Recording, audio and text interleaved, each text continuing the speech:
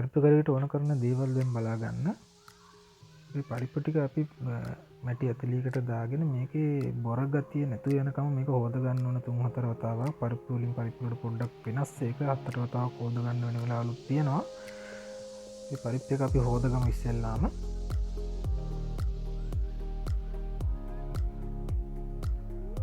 හරි පරිප්පු එක අපි හොදගත්තා. හොදගෙන මේකට ඕන කරන කලමනා ටික අපි දාගමු.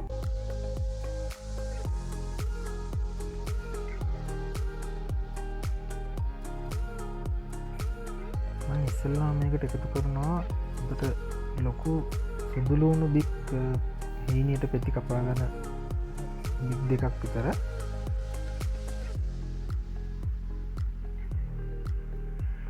ඊට පස්සෙම සාමාන්‍ය ප්‍රමාණයේ බීලූුණු ගෙඩියක් කරගෙන කුඩා ප්‍රමාණයේ කෑලි කපා ගන්නවා. කෑලි කපාගෙන මේකට එකතු කර ගන්නවා. ඒත් එක්කම රම්පේ කරපිංචා ඒ ටිකත් මේකට එකතු කර ගන්නවා. ඔයාලට කැමති ප්‍රමාණයක එකතු කරන්න පුළුවන්. සාමාන්‍ය කරපිංචා වැඩි වුණත් ප්‍රශ්නයක් නැහැ. ඒත් එක්කම කුරුඳු කෑලි දෙක තුනක්. ආයේ වගේ මම උළුහල් තේ හැඳි කාලක් විතර එකතු කරනවා. කහ තේ හැඳි භාගයක් විතර.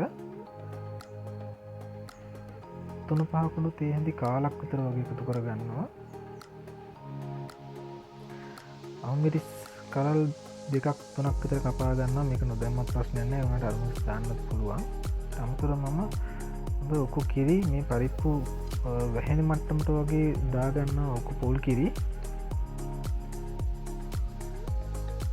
කහ දානකොට මේ අපි මේ උයන්න කලිනුත් තියෙන කිරි පාට වෙන්න අවස්ථාවක් නැහැ. සාමාන්‍යයෙන් මේ වගේ ප්‍රමාණයකට කහතේ හැඳි භාගයක් ප්‍රමාණවත් එක පේන්න නැතුනට මේ කිරි අත්වෙනකොට අපිට අපේ හොද්දි පාට ගන්න පුළුවන්. මුකුත් මේ අය කහ වැඩි කරන්න යන්න එපා. හොඳට කලවම් කරලා ඉවරලා අපි ලුණු එකතු කරගමු. ලුණු මේ සෑහෙන භාගයක් මම මේකකට එකතු කරගන්නවා. ඔයාලගේ රස විදියට ඔයාලා ලුණු එකතු කරගන්න. අපිට පස්සේ වුණත් ලුණු එකතු කරගන්න පුළුවන්.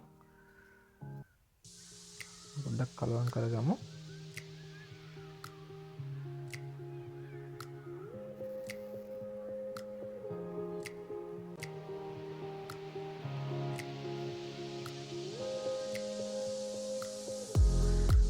කලවම් කරලා ඉවරලා අපි ලිපේ තියාගමු. සාමාන්‍ය මද ගින්දරේ තමයි මේක මම උදව ගන්න. ගොඩක් ලොකුවට ගින්දර දාන්නේ නැහැ.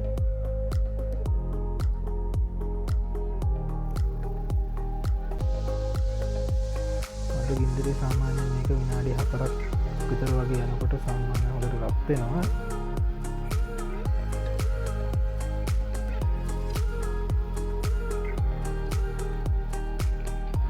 මගේ channel එකට එකතු වෙලා ඉන්න ඔයාලට මම ස්තුතිවන්ත වෙනවා. ඔයාලගේ යාළුවොත් එක්ක share කරගන්න. දැන් කිරි පුරණ මට්ටමට ඇවිල්ලා ඉන්නේ. මම විනාඩි 5කට විතර පස්සේ තමයි මේ කලවම් කරන්නේ. මේක අපි හොඳට කලවම් කරගමු. සාමාන්‍යයෙන් කිරි පළවෙනි වතාවක් පුරණ වෙලාවලුත් තියෙනවා. පෙලක් දෙපාර තුන්පාර පුරණ වෙලාවලුත් තියෙනවා. මම සාමාන්‍යයෙන් පාරක් විතර කලවම් කරපුවාම ගොඩක් වෙලාවට මේක ඊළඟට ආයෙ ඔත්තු ගන්නේ නැහැ. ඊට පස්සේ පැහැෙන එක තමයි වෙන්නේ. මේ හොඳට කලවම් කරගන්නවා.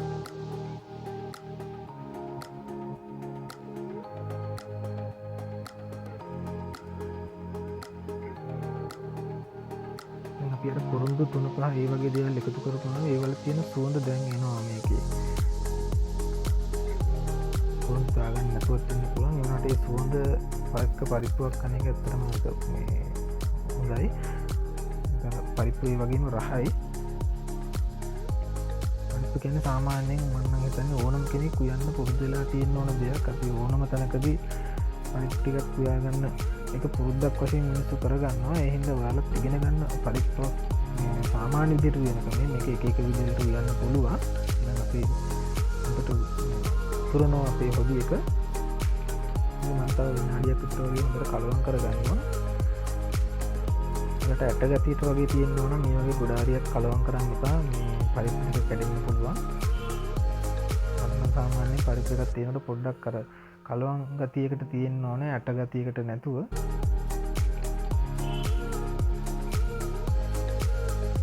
විනාඩි 10කට විතර පස්සේ තමයි මේ පරිප්පු එක මේ කලවම් කරන්නේ.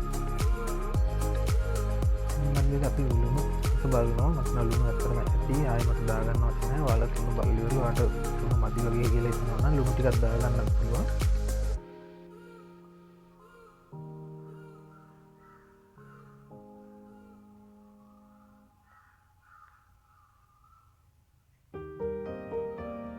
අපේ පරිප්පු කරිය ව්‍යාකරණ ඉවරයි. මේ තියෙන අපේ අවසානයේ පේන විදිය බලන්න. ඒකේ වැඩි වතුර හොදි වැඩිපුරත් නැහැ අඩුවත් නැහැ. හොඳ ගානට තියෙනවා. පෙනුමට හොඳ ලස්සනට තියෙනවා. ඔයාලත් ඔයගේ අලුත් එක්ක මේ වීඩියෝ ෂෙයා කරගන්න. ආයේ හැම වෙන බලාපොරොත්තුෙන් එන අදට සමු ගන්නවා.